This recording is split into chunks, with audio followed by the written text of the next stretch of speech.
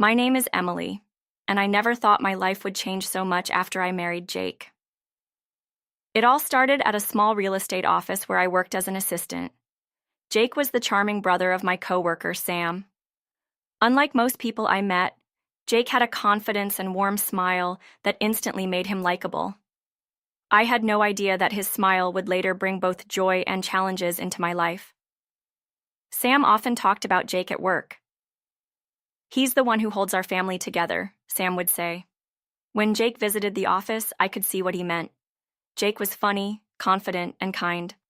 At first, I thought he was just Sam's nice brother, but one day, Sam arranged for us to meet outside of work. I didn't know that Sam had planned for us to have lunch together so Jake and I could get to know each other. That day, Jake's humor and genuine interest in my life drew me in. Before I knew it, we started dating, and within a year, we were married. Jake's parents, Linda and Charles, were very welcoming at first. They even threw a dinner party to celebrate our marriage. Linda was a great host, making sure I felt comfortable and included. She talked about family traditions and served tea in fancy china cups. I felt lucky to have such supportive in-laws. Everything seemed perfect, like a dream. But dreams don't always last. A year into our marriage, Jake inherited a beautiful house from his grandfather. It was a big Victorian house with tall ceilings, fancy furniture, and a large garden. The house was stunning, but it also felt a bit overwhelming. Jake was excited and wanted to renovate it to honor his grandfather's memory. I loved his idea, but the house was far from my workplace, and I wasn't sure about living there. Plus, Jake's job often required him to travel, so I would be alone in this huge house most of the time. Still, I agreed because I wanted to support Jake. Shortly after we moved in, Jake got an unexpected job transfer to another city. The news came suddenly, and I felt uneasy. "It's only for a little while," Jake said. "I'll visit whenever I can." I tried to stay positive as he packed his things and left, but the house felt so empty without him. At first, Linda and Charles visited often to keep me company. Linda's presence was comforting, and we spent time shopping and having meals together. But as time went on, her visits started to feel more intrusive. She would show up unannounced and look around the house as if she were inspecting it. One day, Linda pointed to a porcelain vase and said, "This is so beautiful. It shouldn't just sit here collecting dust." Then she took it without asking. I thought it was odd, but I didn't say anything. Over time, Linda started taking more items from the house: antique furniture, paintings, and other decorations. She acted like everything in the house belonged to her. When I told Jake about this during one of his calls, he seemed uncomfortable but said, "Mom is just sentimental." I wanted to believe him, but Linda's behavior didn't stop. Then she started asking for money. "Emily, can you lend us a little money for some repairs at our house?" she asked one day. Jake would want us to be comfortable, right? I didn't know how to say no, so I gave her the money thinking it was a one-time thing.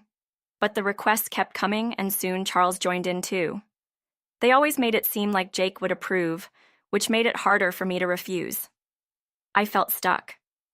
Jake was too busy and stressed with work for me to bring this up. Every time we talked, I pretended everything was fine, but inside, I was struggling. One evening, Linda showed up with a moving truck. "We're moving in," she said with a big smile. I was shocked as movers started unloading their furniture into the house. "You can't just move in without asking," I said, trying to stay calm. "Jake isn't here to take care of you," Linda replied. "We'll look after the house while he's away." I couldn't believe what was happening. This house was supposed to be our home, but now it felt like Linda and Charles were taking over. I tried calling Jake, but I couldn't reach him.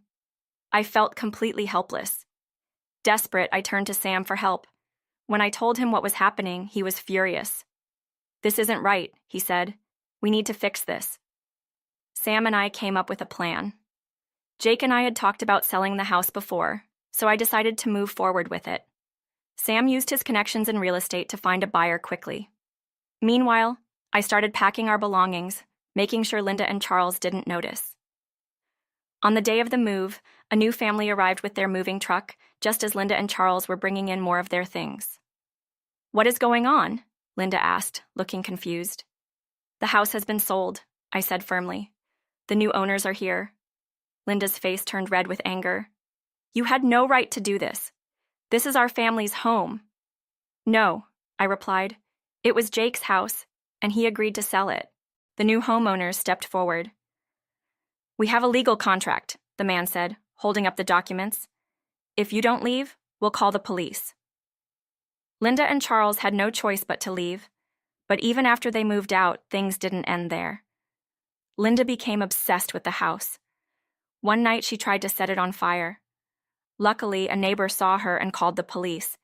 She was arrested, and the new homeowners pressed charges. The incident caused a lot of damage to the family. Charles couldn't handle Linda's actions anymore and decided to divorce her.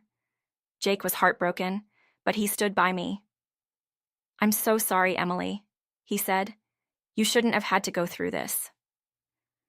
As we tried to rebuild our lives, I reflected on how far we had come. Jake and I decided to move into a smaller home closer to my job.